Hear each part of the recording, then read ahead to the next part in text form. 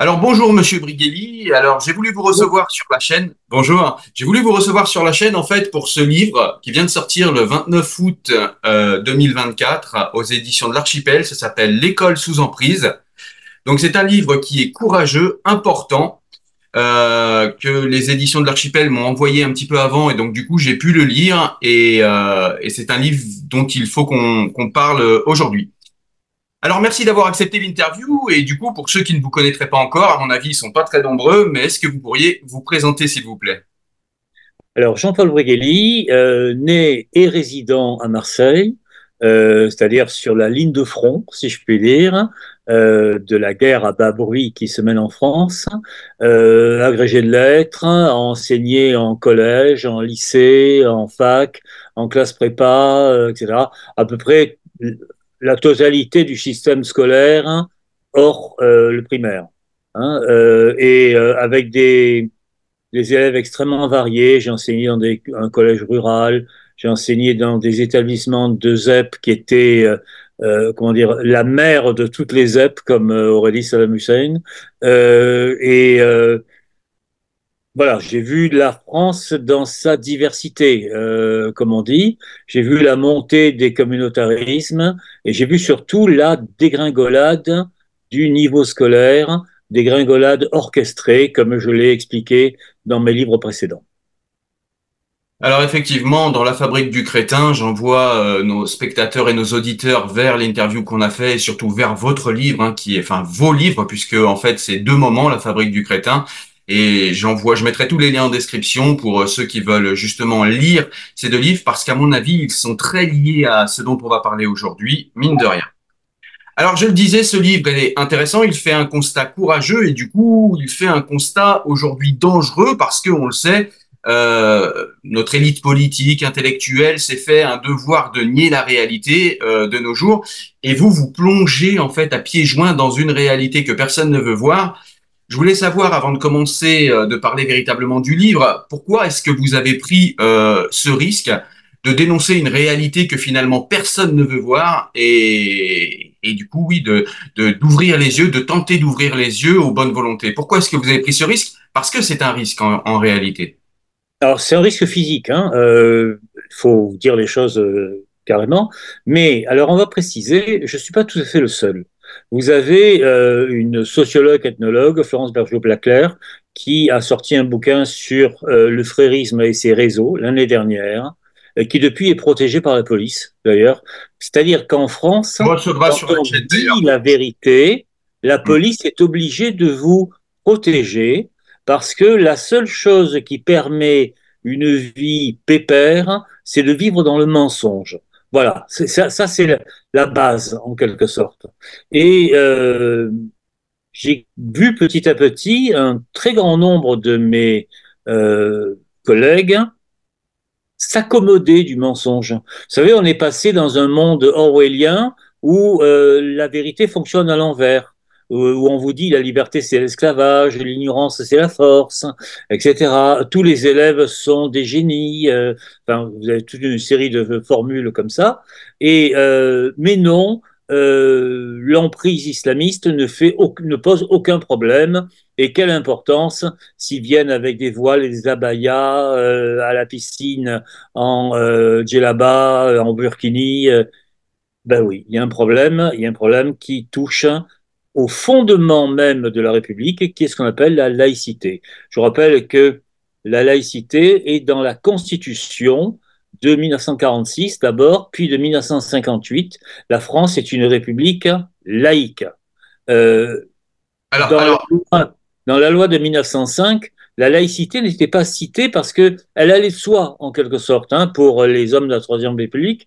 Mais par exemple, il précisait une chose, c'est que la République ne subventionne aucun culte, elle les autorise, certes, mais elle n'autorise pas la diffusion de ces cultes dans l'espace public. hmm. Il a fallu des critères européens, et c'est au niveau européen que ça se passe maintenant, c'est-à-dire par exemple les frères musulmans, à travers tout un réseau d'organisations, ont touché 40 millions d'euros de l'Europe l'année dernière pour continuer leur œuvre d'infiltration. Je dis d'infiltration, en fait, l'image qui me vient, c'est l'image du jeu de Go. Je ne sais pas si vous avez joué au jeu de Go, vous avez un espèce d'échiquier devant vous, l'un a des pierres blanches, l'autre des pierres noires, et on conquiert des espaces. Et ça se fait d'une façon extrêmement insidieuse. C'est un jeu japonais par excellence. C'est-à-dire qu'à un certain moment, un peu comme au Morpion, vous savez, vous apercevez qu'il n'y a plus que des pierres blanches sur l'échiquier et vous ne savez même pas comment ça s'est passé. C'est-à-dire qu'il y en a un des deux qui a une stratégie insidieuse, c'est la stratégie du cheval de Troie, en quelque sorte. C'est-à-dire que dans les malheureuses jeunes filles qui sont véritablement des gamines en soumission volontaire, qui portent des voiles, qui essaient d'influencer ce qui se passe en cours, etc. Il faut voir des forces agissantes qui sont derrière, qui les manipulent, même sans qu'elles le sachent. Hein. Je veux dire, ce que je trouve extraordinaire, c'est le côté le voile, c'est ma liberté. Non, non, pas du tout. Le voile, c'est ton esclavage. Hein. Voilà, il faut être bien clair là-dessus. Hein. Je ne suis pas Bah, le c'est seul ça. à dire. Hein. Je veux dire, Kamel Daoud l'a dit aussi, Abnous Chalmani l'a dit aussi. C'est sidérant, sidérant que les féministes françaises euh, défendent la possibilité de se voiler en France alors qu'elles protestent contre ce qui se passe en Iran. Il faut être un petit peu cohérent. Par exemple, dans les pays nordiques, hein, où il y a aussi de l'immigration, l'exemple de base hein, pour tous les auditeurs, je vous le dis, c'est le Danemark. Le Danemark est une démocratie, c'est un gouvernement social-libéral, à peu près sur les bases du Parti socialiste actuel, qui a édicté, malgré les soi-disant règles européennes, des critères d'admission des immigrés d'une férocité exemplaire. Je Mm. suggère hein, aux partis qui, en France, se grattent une fesse en regardant à l'air pour savoir ce qu'ils pourraient bien dire sur le sujet. Non, j'ai franchement l'impression, enfin envie, à certains moments, d'être agressif. C'est pas ma nature profonde, hein, chacun Ouais. sait ça. Mais envie d'être agressif quand je vois, par exemple, Olivier Faure qu'il y a 2 jours, vous vous rappelez, il y a un gendarme qui a été tué sur un refus d'obtempérer du côté de Cannes et qui a dit mais la prison n'est pas une solution. Alors J'ai- il est inculpé d'assassinat, d'assassinat. La Mm. prison n'est pas une solution. Comme la veuve du gendarme l'a fait remarquer, avant 1981, il aurait fini sous la bascule à Charlot, comme on disait autrefois. Hein. Actuellement, s'il a un très bon avocat, il sera condamné à un stage au poney. Vous voyez, et libéré dans 6 mois sous prétexte que les prisons sont pleines, etc. Alors, il faut bien comprendre une chose, c'est que si, à force d'accepter euh, des détails les uns après les autres, on finit par devenir ce que les musulmans appellent des dhimmis, c'est-à-dire ceux qui ne sont pas musulmans, mais qui doivent payer une taxe pour avoir le droit d'exister. On en est là. J'habite Marseille. Dans les journaux algériens, on parle de la wilaya de Marsilia parce que c'est déjà considéré comme une préfecture annexe, au fond. Hein. On en est assez loin d'ailleurs parce que il y a beaucoup de monde à Marseille, il y a beaucoup de communautés extrêmement antagonistes. En Ouais. particulier, depuis 3 4 ans, il y a une énorme immigration africaine qui est en lutte féroce avec la précédente immigration maghrébine, pour des raisons historiques sur lesquelles on ne reviendra pas. Donc, il faut se rendre compte d'une chose, c'est que les programmes ne sont pas respectés par les enseignants. Je rappelle, c'est l'un des problèmes que j'évoquais dans un livre précédent. Depuis la loi Jospin, les élèves ont le droit à la parole. Ouais, c'est ça. Je vais juste faire une parenthèse, Monsieur Brigelli, juste pour dire en fait, et après je vous laisserai continuer parce que c'est passionnant. Juste pour dire à ceux qui n'ont pas, voilà, qui n'ont pas conscience de vos travaux, que ce livre en fait parle justement de l'entrisme de l'islamisme et peut-être de l'islam en tant que civilisation ou non civilisation. On en parlera plus tard à l'école et comment cela se fait. Voilà. Je vous laisse continuer, c'est très intéressant. Allez-y. Alors, il faut voir une chose, c'est que ils ont le droit à la parole. Moi, je crois que la Terre est plate. Alors, faut-il respecter ou non l'abruti qui vous sort ce genre d'évidence? L'abruti, hein, je veux dire, on ne va pas reprendre le fait que les Grecs, au IVe siècle avant Jésus-Christ, avaient déjà déterminé que la Terre était ronde. Voilà, ça c'est et que théoriquement, l'islam se flatte à certains moments d'avoir transmis l'héritage antique. Ben, ils ont oublié certains pans, vous voyez. Bon, et ou bien euh, tout discours sur l'égalité des hommes et des femmes, tout discours sur l'homosexualité, tout discours sur la liberté, sur le droit au blasphème. Je veux dire, on a le droit de blasphémer en France parce que il n'y a pas de blasphème puisqu'on ne reconnaît aucune religion. Voilà, il faut être bien clair. On a d'ailleurs une longue tradition de caricatures, d'attaques, etc. Alors, est-ce qu'il va falloir interdire Voltaire? D'ailleurs, on commence déjà à interdire Voltaire. Je rappelle que le petit-fils du, du, créateur des frères musulmans, savoir Tariq Ramadan, a fait interdire la représentation d'une pièce de Voltaire à Genève, où il habitait. Voltaire a écrit un Mahomet, Mahomet ou la superstition. Ouais. Voilà. Au moins, les choses sont claires. C'était en 1760-65. Nous avons régressé en deçà du XVIIIe siècle. On essaie de nous expliquer, et c'est fondamental, hein, on essaie de nous expliquer que la rationalité, les lumières, tout ça n'a pas existé. En fait, il faut revenir au fondement même de Une l'islam oppression blanche. C'est une pour qu'il, oppression blanche. voilà, l'histoire n'a pas existé. Ouais. On est toujours en l'an zéro d'un Dieu incréé. Enfin, je veux dire, je ne sais pas si vous imaginez, enfin, oui, vous imaginez, Cyril, à quel point il faut avoir l'entendement un peu bouché pour sortir des abominations pareilles. Voilà. Alors, en tant qu'enseignant, je n'ai jamais supporté l'expression de la superstition, du fanatisme, etc. Je le dis clairement à mes collègues, la liberté de parole, euh, oui, peut-être, mais enfin, j'appartiens à une génération, c'est peut-être pour ça que je suis plus âgé que d'autres, etc., où on nous disait, tourne 7 fois ta langue dans ta bouche avant de parler, puis tais-toi. Voilà. Je rappelle que Pythagore, qui n'était pas absolument la moitié d'un con, interdisait à ses étudiants de parler pendant 5 ans, le temps de formuler une question intelligente. Voilà. Dans peut-être quand vous étiez gosse, ou en tout cas moi quand je l'étais, le mot le plus fréquent dans la bouche des maîtres, c'était silence. Ouais. Parce que c'est dans le silence que le savoir se transmet et pas dans un bruit de fond. Alors, nous sommes l'un et l'autre, fréquentant l'un et l'autre les réseaux sociaux, etc. Les réseaux sociaux sont globalement un bruit de fond où n'importe quelle opinion prétend valoir celle des autres.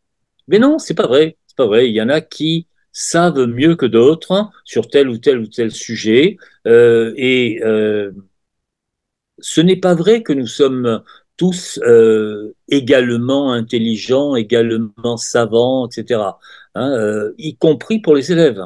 Je veux dire, les slogans du style il faut que tous les élèves réussissent, c'est absurde. Moi, je dis il faut que chacun aille au plus haut de ses capacités, quelles que soient ses capacités de départ. Et là, on entre dans des débats d'une férocité sans nom parce que, en fait, on a descendu volontairement le niveau des cours de façon à ce qu'ils correspondent au niveau des élèves. C'est un cercle vicieux descendant, vous voyez, c'est une spirale amorale.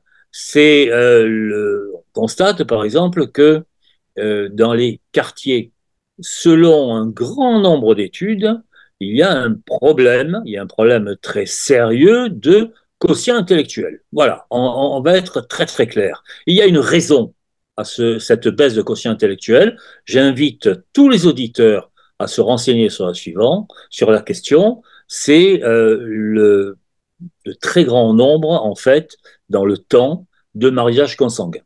Voilà.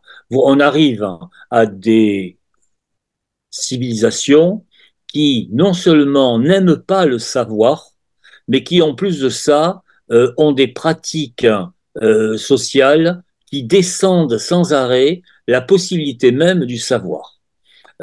Faut bien comprendre une chose, c'est que et c'est pas une question d'immigration, hein, qu'on soit bien d'accord. J'ai eu par exemple dans les 70, vous vous rappelez, il y avait à l'époque il y avait ce qu'on appelait les boat people, tous ces gens qui Mm. fuyaient le Vietnam, le Cambodge, etc., qui se retrouvaient aux États-Unis ou en France. J'ai donc eu un certain nombre d'enfants de boat people arrivant et parlant à peine quelques mots de français, qui en un an, étaient parmi les meilleurs de la classe. Mais c'est ça, Euh, il y a des... Actuellement, oui, voilà, on sait que les élèves d'origine asiatique, J'allais euh, y venir, ouais. voilà, ma consoeur Muriel Meyer, pardon, a fait un bouquin qui vient de sortir là, qui s'appelle Wesh Madame, dans Ouais. lequel elle explique que lorsque ses collègues, en regardant la liste des élèves en début d'année, voient qu'ils ont un grand nombre d'élèves d'origine asiatique, se disent, ah, on va quand même pouvoir travailler. Voilà. Il faut comprendre qu'on est dans une situation absolument pas inextricable, mais extrêmement dangereuse.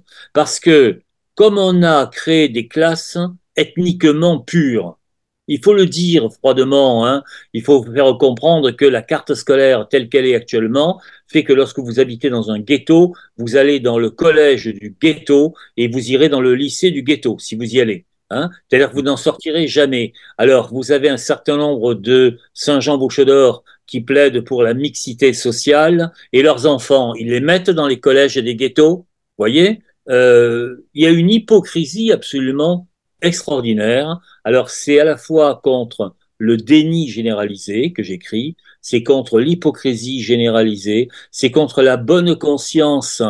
Alors, on va dire de gauche, là, cette fois-ci, hein, même si la droite n'a pas tellement fait mieux dans son parcours, il y a une bonne conscience du style, ah oui, mais nous nous aimons les uns les autres. C'est pas vrai. C'est pas vrai. Il y a des gens ici qui ne nous aiment pas et qui feront tout ce qu'ils peuvent pour, d'une façon ou d'une autre, prendre le pouvoir. Alors, excusez-moi, le livre avait été écrit et était déjà à l'impression quand ont éclaté en Angleterre les émeutes que nous savons. Hein, il est évident que vous avez un très grand nombre de villes anglaises qui vivent au niveau du droit familial, etc., sous la couverture de la charia. Si nous voulons ça en France, il va bien falloir se rendre compte que nous autoriserons en France des émeutes 10 fois plus violentes que ce qu'il y a eu en Angleterre. Moi, je ne veux pas une destruction par l'apocalypse du tissu français. Je veux simplement qu'on arrive à le reconstituer. Et la base pour reconstituer ce tissu français, c'est l'école. Parce que c'est en détruisant l'école qu'on est en train de détruire la France.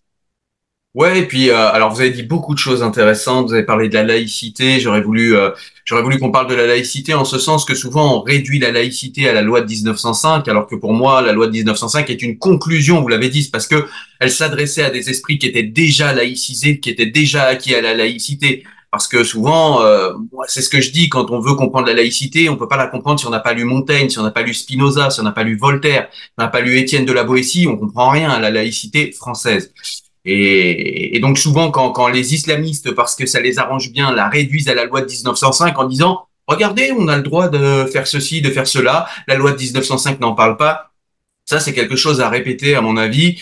Mais ce que j'aurais voulu qu'on fasse dans un premier temps, c'est que déjà vous nous expliquiez par rapport à l'islam comment elle s'approprie en fait tous les aspects de la vie du croyant. Vous le dites au début du livre, c'est une non-civilisation en réalité. Alors pas forcément la civilisation arabo-islamique dans son entier, mais en tout cas ce qui se déploie chez nous est une non-civilisation qui prétend quand même régir tous les aspects du croyant, et tout cela en fait entre en collision frontale avec les valeurs de la République. Et vous l'avez dit déjà en ce début d'interview, nous baissons la tête, nous faisons semblant de ne pas voir, certains vont dans la compromission, etc. Qu'est-ce qu'on peut faire en réalité pour affronter cela? Là, vous avez fait un constat, on regarde la réalité dans les yeux, c'est déjà énorme. Mais qu'est-ce qu'on peut faire du coup maintenant pour, eh bien, se confronter à tout cela? Et puis nous parler peut-être aussi également dans votre réponse du rapport entre la bêtise et le fanatisme, même si on l'a un petit peu compris en sous-texte. Alors, il y a un premier point. Je fais un article récent, après le livre, sur la nécessité de réécrire la loi de 1905, de l'adapter en tout cas. Mm, Hein, l'islam n'existait pas à l'époque, hein, et il faut bien comprendre une chose, c'est que l'islam n'est pas seulement une religion, c'est un mode de vie.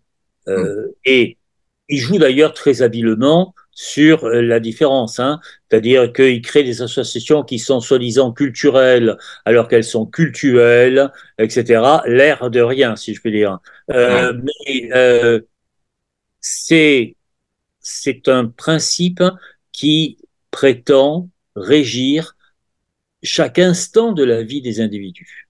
C'est-à-dire que c'est un principe d'ailleurs qui est parfaitement cohérent. C'est l'abolition totale de toute liberté individuelle. Voilà. mm, Vous obéissez à la loi coranique, ou vous n'existez pas. Je rappelle d'ailleurs que ceux qui n'obéissent pas à la loi coranique, à l'intérieur des pays musulmans, sont soumis à des menaces extraordinairement violentes, quand même. Hein. Je ne vais pas épiloguer sur le châtiment aux homosexuels dans les pays, on va dire, religieux.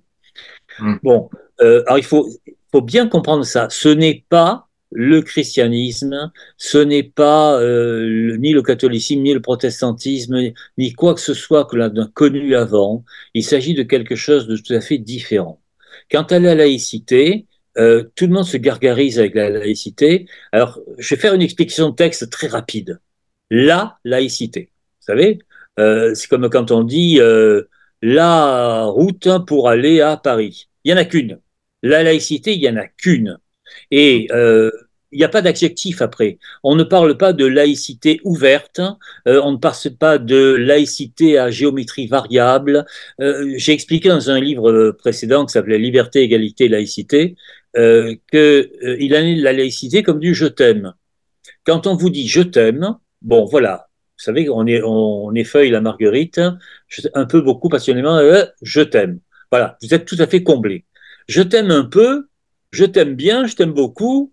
Non, c'est pas intéressant. Même je t'aime à la folie. À la limite, vous pouvez aimer à la folie le poulet rôti, si vous voulez, mais pas l'être de vos veilles et de vos nuits. Bon, la laïcité, c'est pareil, elle ne s'accommode d'aucun adjectif. C'est un bloc. C'est un bloc qui dit la République, euh, tous ces gens jouent sur non pas la République, mais sur la démocratie, leur sens de la démocratie. C'est-à-dire que une façon dévoyée de comptabiliser les suffrages populaires, et on voit très bien d'ailleurs quels partis en ce moment sont en train de jouer sur le communautarisme religieux. Hein. Euh, on va en faire un petit crochet là. Depuis le 7 octobre, le nombre d'actes antisémites a explosé en France et il y a un parti en France, LFI pour ne pas le nommer, qui refuse de dire que le Hamas est un parti d'assassins, que ce qui s'est passé à ce moment-là était un crime contre l'humanité, que la prétention du Hamas d'éradiquer Israël, parce que c'est ça, hein, c'est un seul État de la Méditerranée au Jourdain, pour eux. Hein. Euh, c'est une mesure impérialiste, et il faut bien comprendre ça. Depuis sa création, l'islam vit sur un impérium, comme on disait, la volonté d'accroître en quelque sorte sa superficie. Bon, ça a marché jusqu'à un certain point. D'ailleurs, ça s'est arrêté vers le 8e, 9e siècle.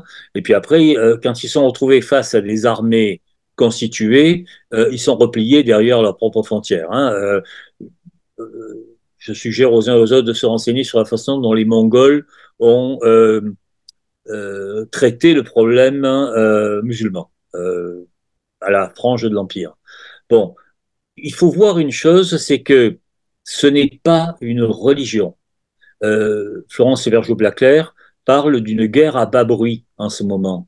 C'est-à-dire qu'effectivement, c'est pas un conflit ouvert. On n'a pas encore sorti les flingues. Alors, il y en a qui ont sorti quand même les couteaux, les bouteilles d'essence, les haches, etc. C'est assez marrant d'ailleurs. C'est une façon de déclarer la guerre à l'ancienne. Vous voyez, mais c'est une guerre quand même. Il faut bien comprendre une chose. Alors, ceux qui disent oui, mais il y a des attentats contre les mosquées, oui, c'est vrai, il y en a quelques-uns, par-ci, par-là, mais enfin, les morts des 15 dernières années, ce ne sont pas des musulmans.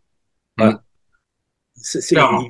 voilà. C'est, euh, j'ai, j'ai, j'ai diffusé sur ma page Facebook un très joli dessin représentant Lola, qui a été tuée il y a un an ou deux, et Samuel Paty se souhaitant une bonne rentrée. Mm.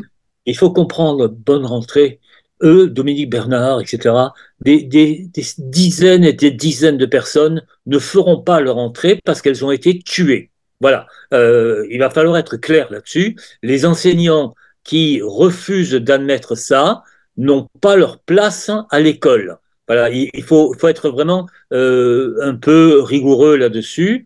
Et parce que s'ils sont prêts à comment dire, euh, passer l'éponge sur des meurtres, des assassinats, ils sont prêts à passer l'éponge sur une civilisation entière qui est celle de l'Occident. Ouais, clairement. Je voulais qu'on revienne sur un point que j'ai trouvé intéressant et important dans votre livre. Alors, beaucoup de gens, surtout les personnes qui ont votre âge ou plus, se rappellent de tout cela, mais il y a beaucoup de gens qui ne s'en souviennent plus. C'est l'affaire du voile de Creil en 1989. Et pourquoi je reviens à cela? Vous revenez à cela également dans votre livre parce que, eh bien, c'est le début de quelque chose et c'est aussi le début de la scission entre deux gauches irréconciliables, hein, selon la formule consacrée.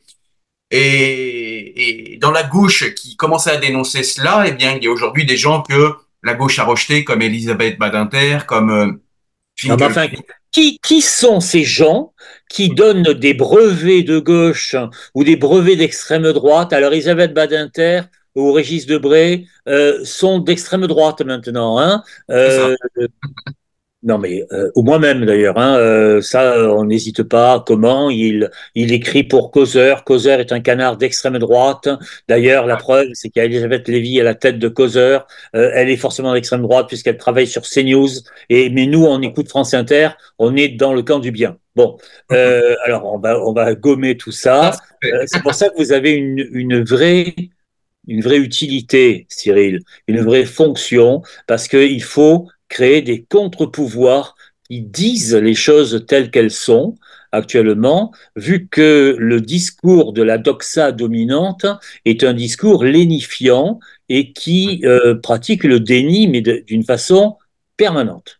Ouais. Bon, euh, le voile de Creil, loi Jospin, mi-juillet 1989. 2 mois plus tard, vous avez deux gamines qui, au collège de Creil, arrivent voilées. Le principal du collège les refuse. Il suffisait à Jospin d'écrire un décret sur le coin d'un bureau pour régler la question. Jospin, en vrai petit trotskiste qu'il était, ne voit pas l'intérêt français, mais pense en termes de tension internationale. Je rappelle que Mélenchon sort du même moule, hein, véritablement.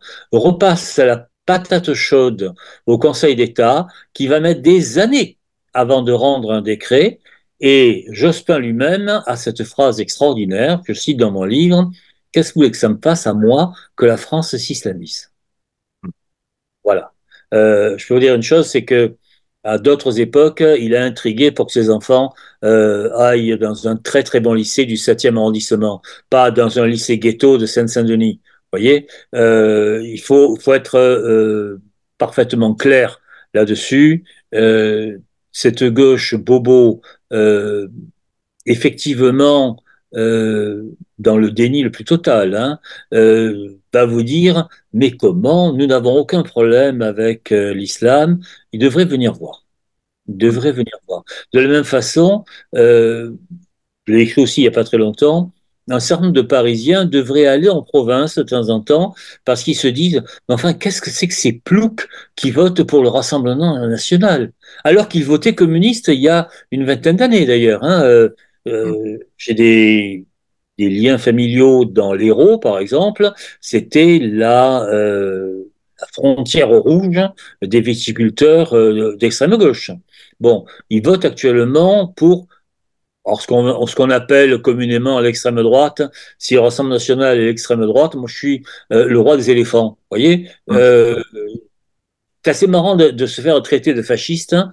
Moi, je suis allé dans l'Espagne de Franco, je suis allé dans la Grèce des colonels, des fascistes, des vrais. Je les ai vus de près. Voilà. Ceux qui nous traitent de fascistes, moi, parce que j'écris ce que vous faites, ce que je dis, et vous, parce que vous m'invitez à m'exprimer, devraient de temps en temps examiner l'histoire. Mais j'explique ça d'ailleurs dans mon livre.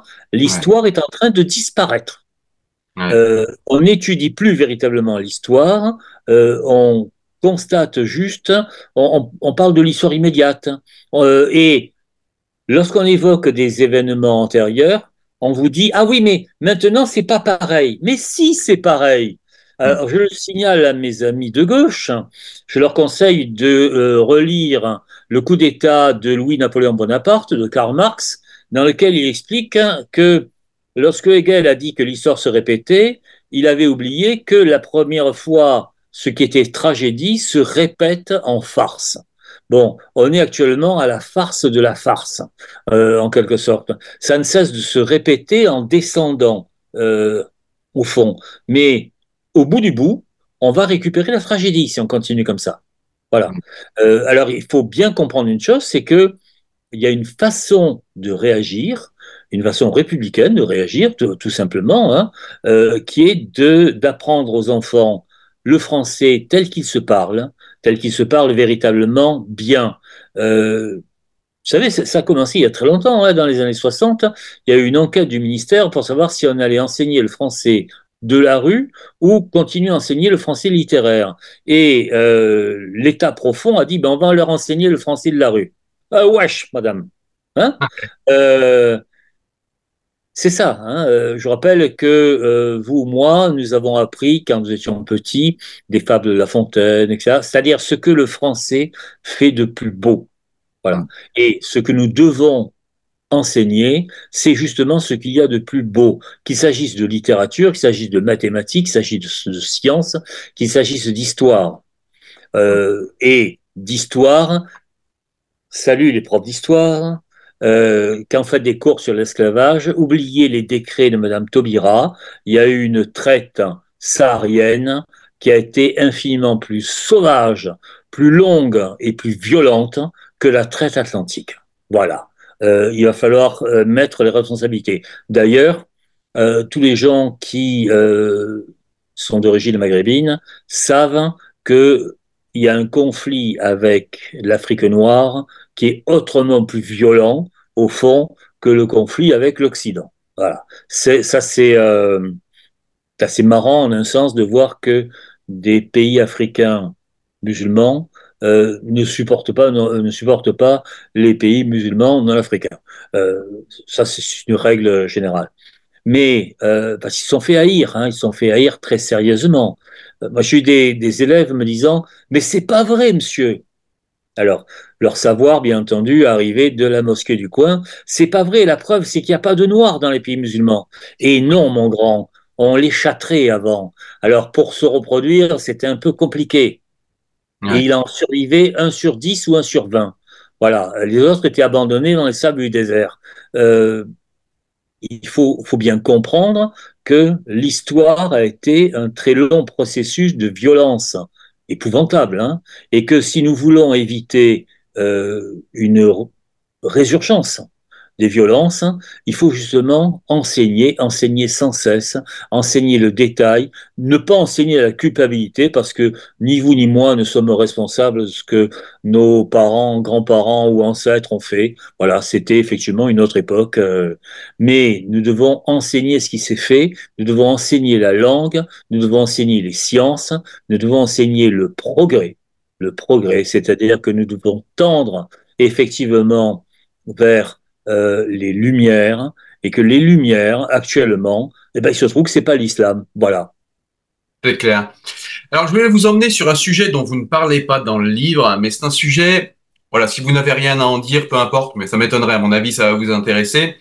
C'est un sujet qui avait été amené par Régis Debray dans son livre Civilisation, comment nous sommes devenus américains. Donc, vous avez parlé tout à l'heure du communautarisme et de la scission que les communautaristes et que les musulmans voudraient faire de la République. Ils voudraient la couper en plusieurs communautés. Et du coup, en fait, Régis Debray nous explique dans Civilisation en quoi, eh bien, cette fracturation, ce communautarisme est finalement, en fait, une émanation de la culture américaine qui se déploie en France. En gros, une américanisation de la France. Est-ce que vous le suivez dans cette analyse et est-ce que pour vous, via peut-être la structure européenne, vous voyez aussi une américanisation de la France? Alors, c'est plus large que la notion d'américanisation. Je faisais allusion tout à l'heure à une loi européenne sur la libre expression dans la rue, de ceci, de cela, etc. C'est une notion protestante et même plus précisément luthérienne. Hmm. C'est-à-dire que on est dans l'acceptation des différences des uns, des autres, etc. Ils ont eu tellement peur qu'on importe des guerres de religion chez eux, ils en ont eu quand même hein, un certain nombre, qui se sont ouverts à tout le monde. Je rappelle que les États-Unis se sont d'autant plus ouverts qu'ils ont commencé par tuer tous les gens qui résidaient dans ce qui est devenu les États-Unis. Voilà. Hmm. Les communautés indiennes, il suffit d'y aller, hein, il reste à peu près 100 000 Indiens contre probablement entre 12 et 15 millions quand la marche vers l'Ouest a commencé. Ils sont donc ouverts à des communautés. Tout le monde sait qu'aller à New York, c'est trouver Little Italy, le quartier chinois, le quartier juif, etc. Bon, l'idée du melting pot, hein, comme on dit. Mais outre que le melting pot en cuisine, c'est une notion un peu barbare. On met tout dans la cocotte et on espère que ça va être mangeable. Le génie européen fonctionnait justement par État. Je rappelle que les communautés qu'il y a aux États-Unis ne sont jamais que des projections de ce qu'il y a eu de pire en Europe et qui a immigré aux États-Unis. Voilà, il faut être bien clair. De la même façon, par exemple, moi j'adore les Australiens qui ont un côté très snob d'ailleurs, à Sydney, etc. Bon, c'est juste un État fait avec des truands et des putes, hein, exilés par l'Angleterre. Alors, on va oublier tout ça. On va oublier aussi que le communautarisme en Europe, en particulier dans l'Europe du Sud, qui est on va dire les choses clairement, judéo-chrétienne et gréco-latine, de toute façon, et très peu luthérienne, hein, quand même, il ne faut pas exagérer. On a bien des calvinistes en France, mais luthériens, c'est encore autre chose. Luthériens, c'est des gens qui brûlaient les humanistes à Genève au XVIe siècle. Hein. C'est très particulier, Martin Luther. Je veux dire, c'était un grand malade, certains points de vue.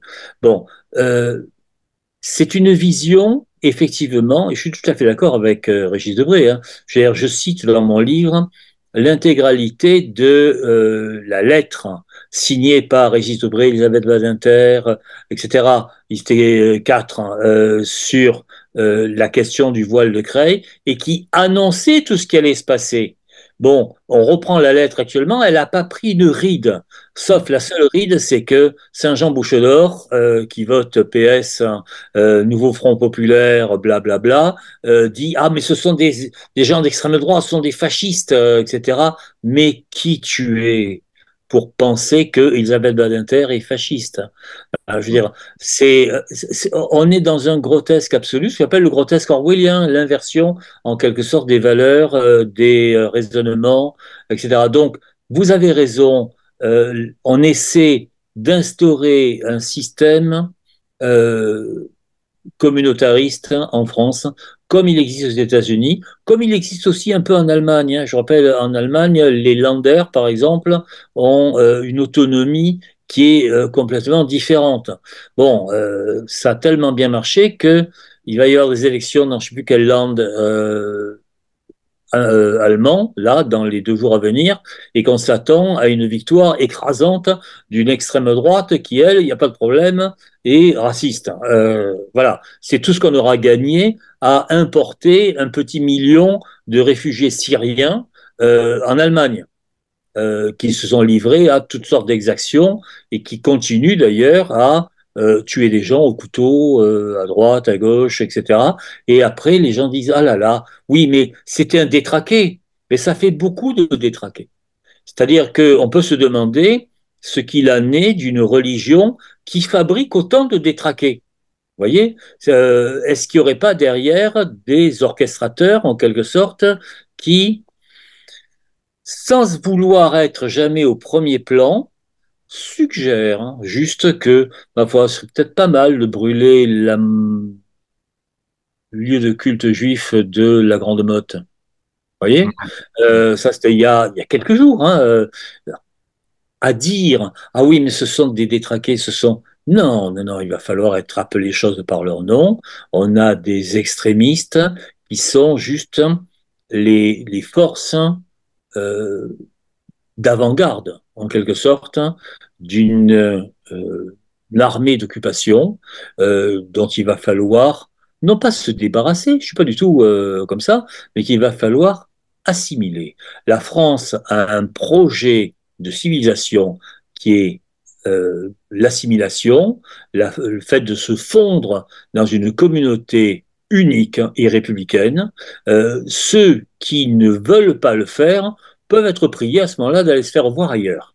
Bon, moi je suis par exemple partisan, plutôt que d'instaurer des collèges à l'intérieur du ghetto social, de chaque fois que vous savez que vous avez un élève qui sème des perturbations vraiment graves, on le passe en conseil de discipline et on le réinscrit dans un collège juste à côté. Voilà.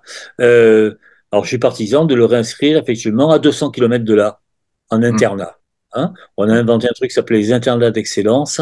C'est une très bonne idée, avec une structure un tout petit peu coercitive, pour lui apprendre en quelque sorte la civilisation. C'est ça, ouais. Je le dis à tous les auditeurs, il y a une très belle nouvelle de Maupassant qui s'appelle Auchan. Quand vous prenez un gosse suffisamment tôt et que vous le sortez de son milieu, que vous le sortez de sa famille, que vous le sortez du ghetto, 18 ans plus tard, il est devenu un bourgeois comme les autres.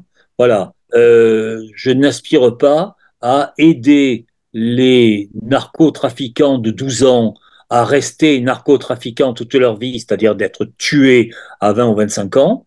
J'aspire à ce qu'ils aillent eux aussi au plus haut de leur capacité. Quand on est capable de vendre de la cam, on est capable de passer à HEC. Belle conclusion. Euh, oui, je voulais qu'on parle aussi également, peut-être avant de terminer, parler de cette...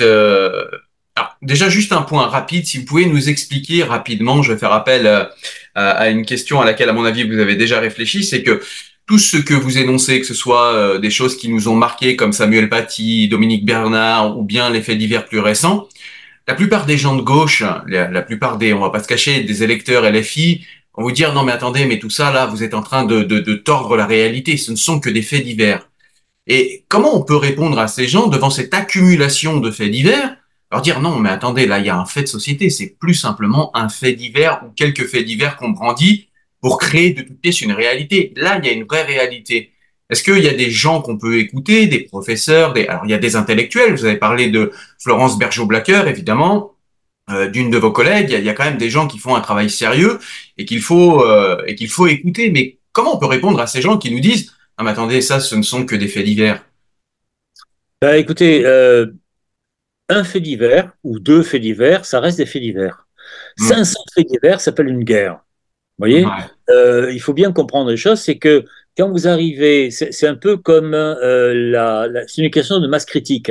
Lorsque les faits divers sont très nombreux et se cumulent, on arrive à une masse critique générale qui fait que, premièrement, euh, les musulmans, on va dire standards, modérés, qui sont croyants tranquillement dans leur coin, peu importe, ont peur désormais de dire quoi que ce soit. Je veux dire, vous avez des juifs qui sont tués. Vous avez vu beaucoup de musulmans dans des manifs pour protester contre. Vous voyez, actuellement, je vais finir par faire l'expérience. Je vais mettre une kippa sur la tête, traverser les quartiers arabes de Marseille, puis on verra bien. Hein, c'est pas de la provocation, parce que la provocation, c'est de dire ah mais non, il ne faut pas que quelqu'un qui a l'air juif traverse ces quartiers. C'est-à-dire qu'on entérine au fond le fait que ça y est, la partition est déjà accomplie. Bon, Mm. moi je suis pour vivre. Je suis né à Marseille, j'ai vécu longtemps avant de réussir Normal Sup. C'est une ville que j'aimais beaucoup, qui est actuellement en train de devenir euh, une marmite explosive de violence, etc., où les femmes sont agressées parce qu'elles sont habillées de telle et telle manière, parce qu'elles ne sont pas voilées, parce qu'elles ont cheveux courts, parce que pour n'importe quelle raison. J'ai une collègue qui porte effectivement des cheveux courts, qui arriva en classe, une classe de troisième, de troisième, s'est fait traiter de sale gouine juive. Oh là là. Alors, Gwyn, parce qu'elle avait les cheveux courts, ce qui en dit long quand même sur le stéréotype incroyable qu'ils ont, et juive parce que c'est une insulte de base, en quelque sorte. Elle a ni le nom, ni quoi que ce soit qui permette ça, mais c'est la première insulte qui leur vient. Et c'est marrant d'ailleurs quand on leur dit combien y a-t-il de juifs en France? Ils vous Ouais. disent 10 ou 12 millions, au moins. Bon, il y en a à peu près 500 000. Ah ouais, non, mais on ne vous croit pas. Ben si, et dans le monde d'ailleurs, il y en a que finalement quelques millions. Et simplement, quand on cherche le nombre de prix Nobel rapportés à ces millions, et qu'on cherche le nombre de prix Nobel d'origine musulmane rapportés aux centaines de millions de musulmans, là, il y a un problème. Il y a un vrai, vrai problème qui est d'un côté l'amour du progrès, l'amour des sciences, l'amour de la raison à tout point de vue, ce qui n'empêche pas d'ailleurs de croire d'une façon ou d'une autre. Je rappelle qu'Einstein était croyant, etc., mais en même temps, il s'en amusait. Bon, face à des gens qui mettent la foi à l'alpha et à l'oméga de toute leur vie. Il faut bien comprendre une chose, c'est que si pour une étudiante, il est plus important d'arriver voilée que de prendre des notes, elle n'a rien à faire en université. Rien. Absolument rien. C'est clair. Et si on pouvait faire lire à toutes ces femmes le discours de la servitude volontaire d'Étienne de la Boétie, ce serait une bonne chose. Ce serait une excellente chose. Ce serait un très beau mot de la fin, Cyril. Lisez le discours de la servitude volontaire. C'est écrit en 1540. Ça n'a pas pris une ride. C'est exactement ce qui se passe sous nos yeux. J'y pense chaque fois qu'à Marseille, je vois une femme voilée, c'est-à-dire toutes les 2 minutes. C'est vrai. Eh bien, il me reste à vous conseiller, je mettrai un lien en description pour acheter le livre. Il me reste à vous conseiller L'école sous emprise de Jean-Paul Brigelli aux éditions de l'Archipel. C'est un livre qui nous explique comment l'islam se déploie dans le système scolaire, pourquoi, comment, qui permet cela, qui résiste. Et c'est un livre que j'ai vraiment beaucoup aimé et qui est vraiment très très important si on a envie un petit peu de se réveiller. Puis il y a aussi pas mal de références vers des livres, vers des intellectuels. C'est toujours intéressant d'avoir des références pour pousser la réflexion encore plus loin après. Merci pour ce livre, Jean-Paul Brigelli, et merci pour le temps accordé ce matin. Merci Cyril. Bonne journée. À vous aussi.